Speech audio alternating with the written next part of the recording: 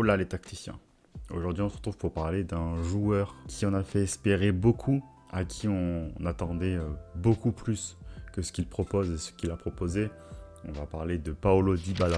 Alors pourquoi on parle de Paulo Dybala aujourd'hui? Parce qu'il a annoncé à la Juventus et à ses camarades qu'il allait quitter le club à la fin de la saison. Lui qui est en fin de contrat cet été, il partira ainsi librement. Après 7 années passées au club, c'est une page qui se tourne, une grosse page qui se tourne du côté de la Juventus et de Paulo Dybala, l'Argentin de 28 ans. Autant dire que ces années passées à la Juventus ne se sont pas passées comme elles le devaient et comme on l'espérait. On en a beaucoup espéré de ce joueur parce que c'est un joueur gracieux, talentueux, avec beaucoup de classe, beaucoup d'élégance. Notre conclusion n'est pas celle qu'on attendait quand il signe de Palerme à la Juve pour 41 millions d'euros. Du coup, comme je l'ai dit, il signe à la Juve de Palerme, mais c'est pas son premier club, Palerme. Son premier club, il est en Argentine. Instituto AC, où là-bas, il se fait transférer à Palerme pour 11,9 millions d'euros. Une sacrée somme pour un joueur estimé à 2 millions d'euros et qui à cette époque est inconnu. Surtout qu'il fait que 17 matchs à l'Instituto, 17 matchs, mais qui valent 8 buts pour son club formateur. Donc des stats intéressantes, mais pour le prix avancé par Palerme, c'est quand même assez conséquent, surtout que Palerme, c'est pas le club le plus riche. À cette époque, ils sont certes en Serie A, mais attention, parce que Palerme, ça a fait des montées-descentes. La saison d'après, ils seront en Série B. Et ensuite, ils remonteront en Serie A. Donc, un choix astucieux quand on connaît le potentiel du joueur maintenant, mais un choix peut-être risqué à cette époque. Surtout sur un joueur venant d'Argentine, dans un championnat très très largement mineur par rapport au championnat européen. On en pense ce qu'on veut, mais moi je pense que 11,9 millions d'euros pour Dybala à cette époque, c'est assez élevé. Mais ça aurait été un coup astucieux et ingénieux parce que ses stats à Palerme sont intéressantes. 93 matchs, 21 buts et 16 passes décisives. Tout ça en l'espace de 3 saisons. Donc des stats intéressantes pour un club comme Palerme qui n'en attend pas plus de ses buteurs. Surtout qu'à ces époques, on a aussi Belotti qui est actuellement au Torino. Donc des stats pour un petit jeune bien intéressant. Et du coup, comme je l'ai dit, il va rester 3 saisons à Palerme. Et ensuite, il va se faire transférer à la Juventus de Turin pour cette fois 41 millions d'euros. Donc un retour sur investissement de la part de Palerme très très très ingénieux et très intéressant. Surtout qu'à cette époque, j'aime bien faire la corrélation entre la valeur marchande du joueur à cette époque et sa valeur à laquelle il a été transféré. Il était estimé à 20 millions d'euros. Donc très belle plus-value de la part de Palerme. Ses stats à la Juventus de Turin sont un peu plus compliquées peut-être. 292 matchs, 115 buts et 48 passes décisives. On a du coup des stats un peu en dents de scie. Donc il y a eu des moments intéressants comme la saison 2015-2016, celle juste après où il se fait transférer de Palerme. Ensuite il recommence la saison 2016-2017 intéressante. 2017-2018 c'est sa meilleure saison. Et depuis, un peu plus compliqué. On va essayer de comprendre pourquoi et qu'est-ce qui s'est passé exactement du côté de Dybala. Du coup, on va prendre pour exemple sa meilleure saison depuis qu'il est à la Juventus, donc la saison 2017-2018. Et donc à cette époque, c'est 46 matchs, 25 buts et 10 passes décisives. Donc autant dire que c'est des bonnes stats pour un joueur qui est dans une pente montante. Donc une très belle progression de la part de Dybala, mais tout ça va s'écrouler l'année d'après avec l'arrivée de Cristiano Ronaldo durant l'été 2018. Parce que pour comprendre exactement le rôle, la position de Dybala, il faut essayer de comprendre comment est-ce qu'il joue et comment est-ce qu'il est mis en valeur pour effectuer les meilleures statistiques, les meilleures performances possibles. Sur les 3 années qui précèdent l'arrivée de Ronaldo, il y a la présence d'Higuaín et de Mandzukic, la première année à laquelle il est transféré. C'est tous deux des buteurs qui vont rester dans l'axe. Et ensuite, on va avoir Dybala qui va pouvoir tourner autour. Une sorte d'électron libre, comme pourrait le faire, par exemple, pour un exemple français, Griezmann avec Giroud. En équipe de France, on a Giroud en pointe haute et ensuite on a Griezmann qui tourne autour. C'était la même chose du côté de Dybala à la Juventus. On avait Higuaín, Mandzukic, qui étaient des pivots, des buteurs, comme on l'entend. Des buteurs qui sont là pour renvoyer les ballons d'une tête, envoyer une passe en profondeur ou alors être dans la surface pour finir. Et l'arrivée de Cristiano Ronaldo a un peu tout changé parce que Ronaldo, c'est certes un bon buteur dans le sens il marque beaucoup de buts, mais c'est pas son poste buteur.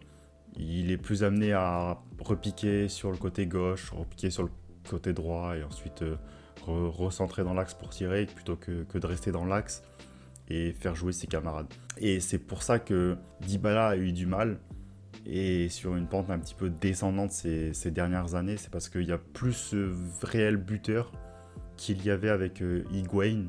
Il est plus maintenant avec des joueurs qui bougent, qui permutent. On a Vlahovic, on a Morata.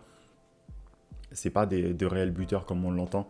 C'est pas des buteurs comme Lukaku, comme Lewandowski ou alors comme Higuaín, Giroud, Zlatan.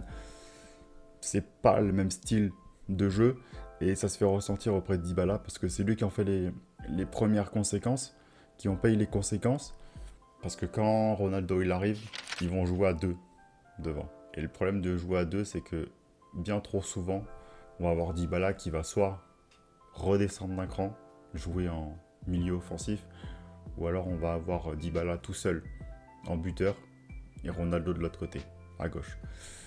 Et ça pose problème à Dybala parce qu'il n'a pas le physique, il n'a pas les capacités, il n'a pas les habiletés qui font qu'il peut être un très bon buteur à proprement parler. Et on se retrouve avec le même cas en Argentine parce qu'il a fait sa première sélection en octobre 2015 et ses stats sont assez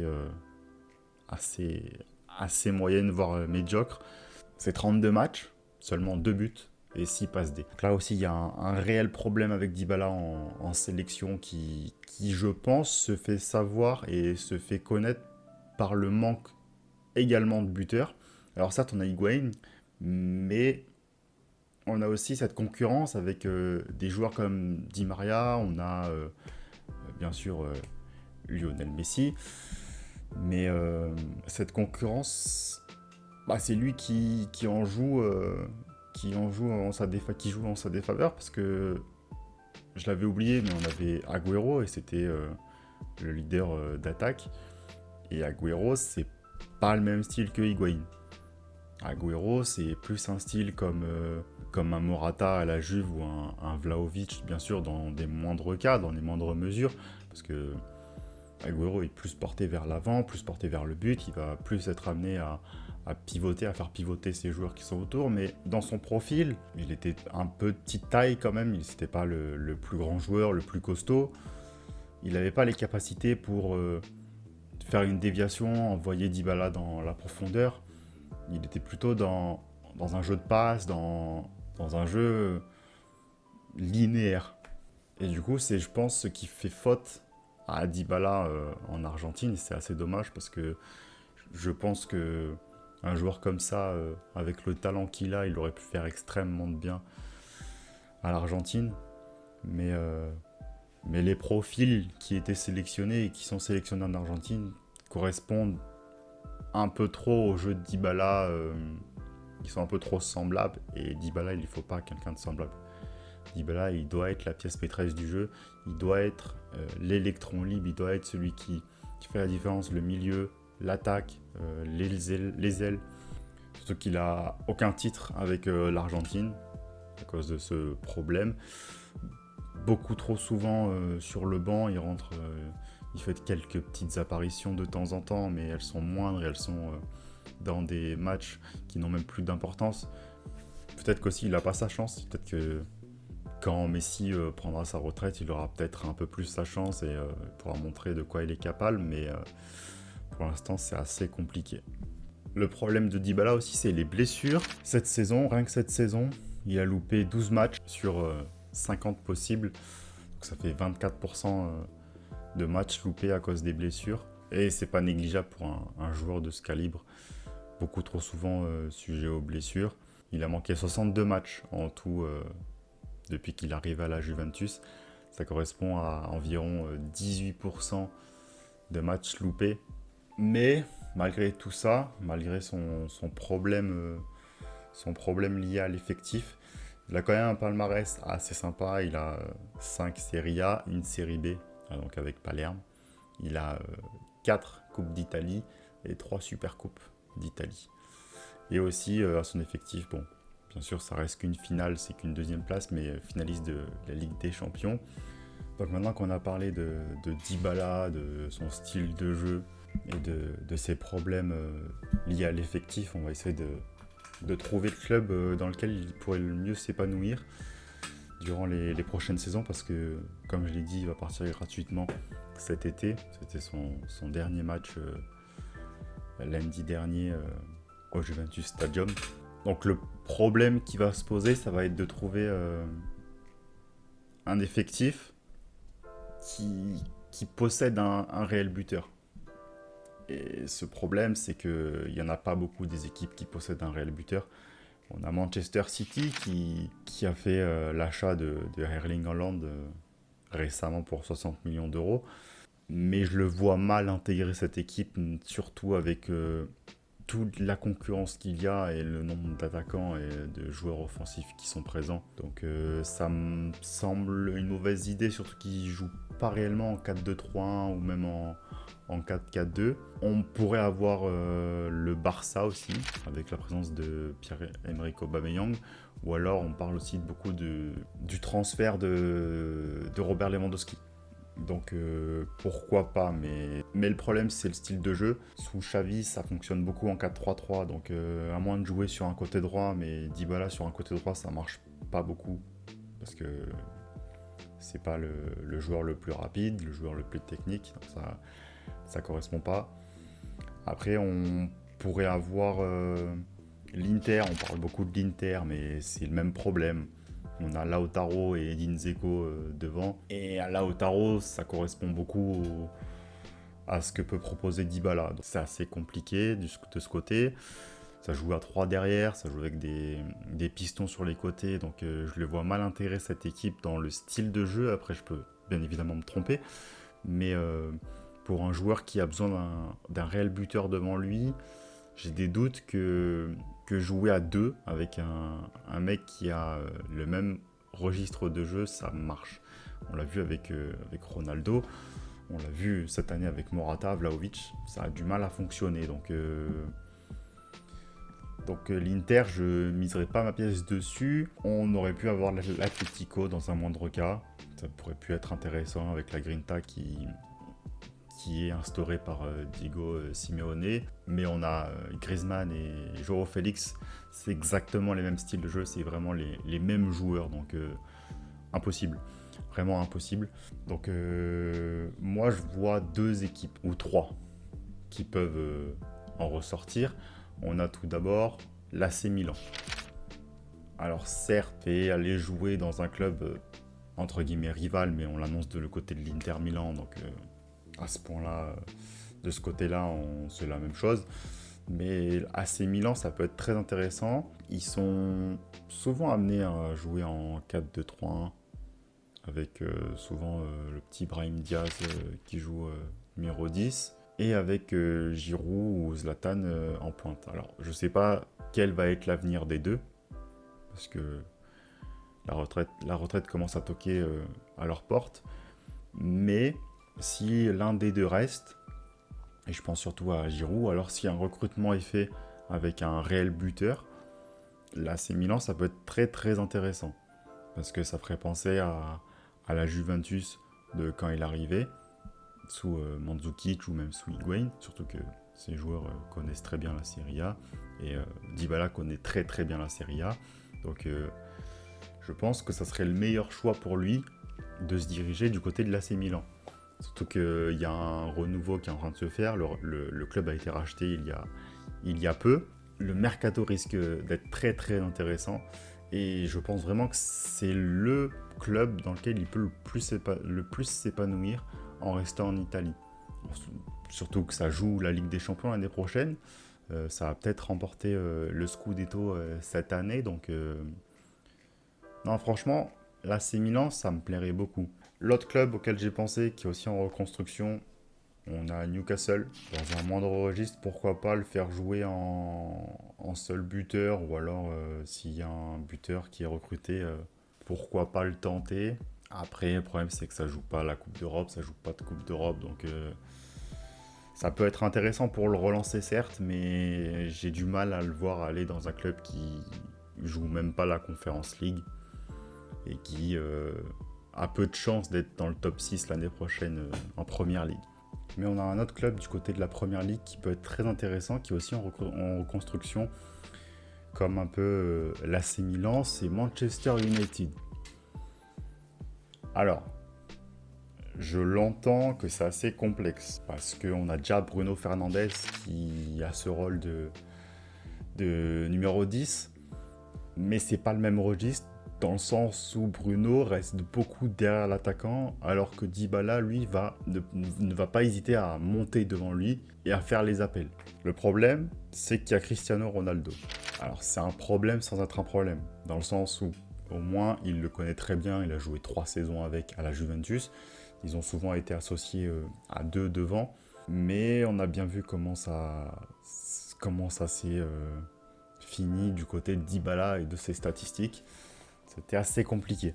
Alors à moins d'y aller et d'attendre tranquillement que Ronaldo parte, qu'un buteur soit acheté, je vois mal Dybala aller en Angleterre. Et pourtant, ça pourrait être un très beau test.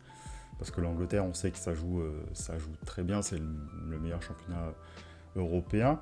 Donc autant dire que ça pourrait être un très très beau test pour lui, pour son avenir, pour ces dernières années qui lui restent, parce qu'il a quand même 28 ans, il va avoir 29 en octobre ou en novembre, je ne sais plus exactement, mais on va lui dire qu'il reste 5 à 6 saisons, donc ça sera peut-être son dernier club, donc bien choisir son club, donc pourquoi pas tenter Manchester United, même s'il y a Ronaldo, même s'il y a Bruno Fernandes, tu te dis que Ronaldo il va partir dans 2 à 3 saisons, donc pourquoi pas y aller, surtout que faut penser au futur avec le potentiel transfert d'un futur buteur à Manchester. Donc pourquoi pas l'associer avec lui, faire redescendre Bruno plutôt en numéro 8, ou alors même jouer en 4-4-2 avec Dybala et le prochain buteur associés tous les deux. Ça peut être des idées, mais c'est vrai que la présence de Bruno Fernandes, ça me pose un peu problème et ça me fait un peu souci. Donc je pencherai sincèrement et personnellement pour l'AC Milan. Donc voilà, on a fait le tour. J'ai essayé d'être le plus complet, de bien vous expliquer tout le parcours de Paulo Dybala et comment le faire jouer au mieux pour avoir toutes ses capacités et toute sa forme de manière optimale. Dites-moi dans quel club vous le voyez, avec tout ce que je vous ai fait part. Et en notant aussi que c'est pas n'importe quel joueur, qu'il est estimé à 40 millions. Certes, ce n'est que des estimations, mais la prestance du joueur, sa qualité technique et son élégance balle au pied et son influence sur le monde extérieur en prend beaucoup. Donc peut-être pas lui donner un club qui joue pas l'Europe. Mais en tout cas, j'ai hâte de vous lire, d'entendre toutes vos propositions concernant l'avenir de Dybala, où c'est que vous le voyez, pourquoi, dans quel registre. Moi, je vous dis à la prochaine. Ciao.